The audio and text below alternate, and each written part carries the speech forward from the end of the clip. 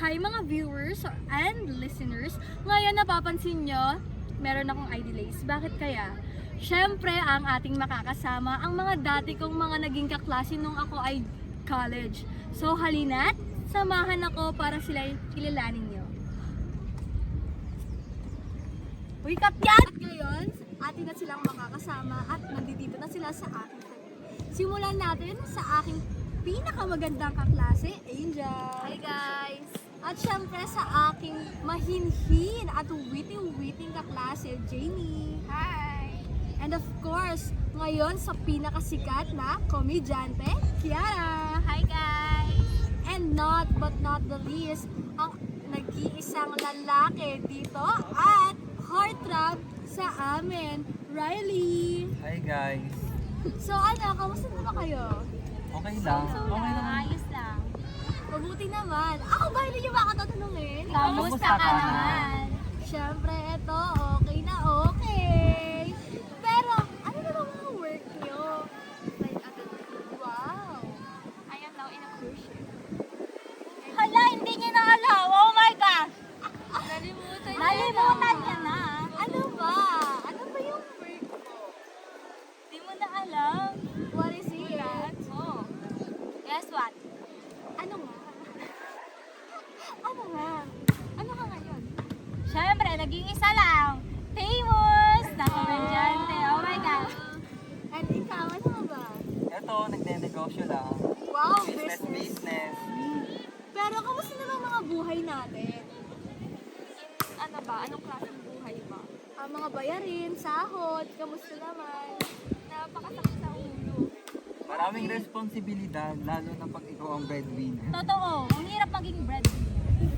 Siyempre, marami na tayong mga, siyempre tumatanda na tayo, kaya talaga marami tayong nagiging responsibilidad. Like mga bills.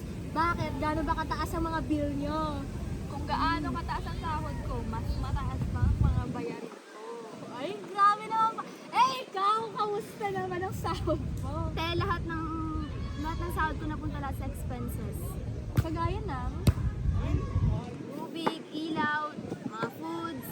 Lalo na sa grabe no, ang mahal ng mga bilihin ngayon.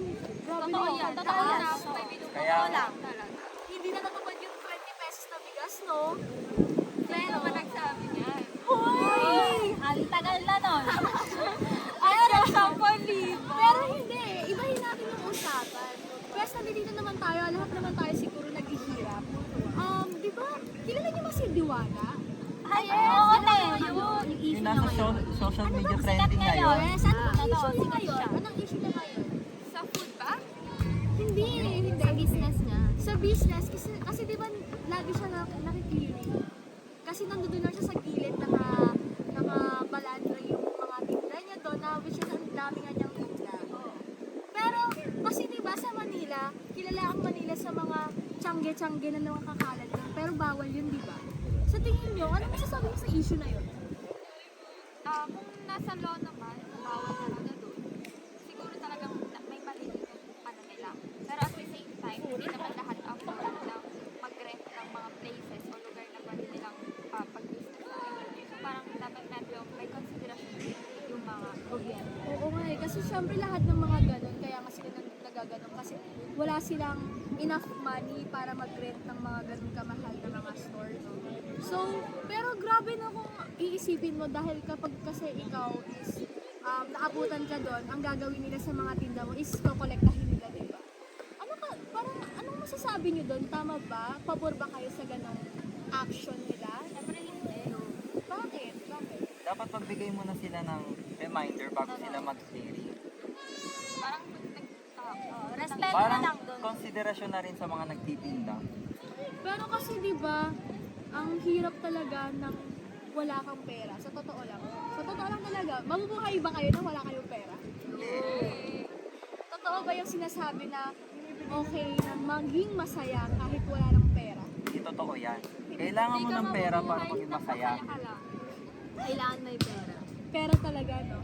Kaso, ayun kasi yung nagiging problem din sa atin na sa dami-daming population ng Pilipinas, hindi na sapat yung mga hindi na sapat yung mga isa lang na trabaho, lalo na sa mga minimum wage lang. So, So, ano kaya ang magiging solusyon tingin niyo? Sa mismong problem natin, like mismo sa rate, sa mismong pagdami ng population, kung sa hirap, ano kaya magiging solusyon niya sa hirap? I think kailangan din po ng pag-usapan niya ng buong gobyerno at yung mga tao rin na nasa isang country. And siguro para sa akin, napakalaking factor no pagkakaroon ng family planning. Kasi syempre, di ba, kapag meron kang family planning, alam mo lang yung limitasyon mo and alam mo yung kaya mo lang. Kasi paano kung anak ka ng anak ng anak mo? Kasi hindi mo naman pala kaya buhayin. Isa yun sa nagpapahirap din sa atin dito sa Pilipinas. Kasi ang daming, sa panahon ngayon ang daming mahihirap na marami ring anak. Which is na dapat hindi naman talaga muna. Kasi isipin nyo muna na kaya nyo bang buhayin yung anak mo. Diba? Isa yun sa nagiging problem. Kaya doon nagmumula yung parang ayun yung pinakaugat niya. Ayun yung pinakaugat ng problema. Tapos ayun na yung nagiging bunga, yung marami ng kagaya niyan. Meron na nagpupunta-punta. Yeah. Unemployed na yung mga tao. Kaya siguro isa yun sa dapat na ayusin na issue in the Philippines. Kayo ba? Anong masasabi niyo? Ano sa tingin niyo yung solusyon? Dahil nga di ba maraming unemployed na mga tao, siguro babaan nila yung standard requirements sa mga Totoo naman. sa mga business o sa mga pinapasokang trabaho ng mga Pilipino. Kasi yung ibang businesses talagang college graduate yung kinukuha nila, kailangan ng diploma. Siguro babaan nila yung standard ng mga requirements para magkaroon ng trabaho yung mga walang education. Tama naman. Kasi paano kung pinapasok kami na isang pero kailangan nila ng college degree, diba? Parang sobrang taas nga naman ang standard nila. Which is, naniniwala ba kayo? Sa tingin ko naman pwede silang mag-training bago Totoo magtrabaho. yan. May training naman. Kahit talaga. wala silang Degree. degree na college degree, training bago sila magtrabaho. Siguro ayun yung solution sa So, dapat meron tayong equality sa bansang to. And dapat sakto lang din yung standard since lahat nga tayo is naghihirap na and tumataas na yung mga bill. So, thank you dahil naging guest ko kayo. And alam ko mga busy kayo. Thank you talaga. So, may gusto ba kayo sabihin sa kanila? Thank you guys! Ikaw, gusto mo sabihin, Jamie? I hope you guys na may natutunan din kayo sa usapang to. Dahil ngayon na lang din kami nakita after all many years. Yes, kakain kami after. So, thank you. Sana may natutunan kayo and see you next episode. Bye! Bye guys!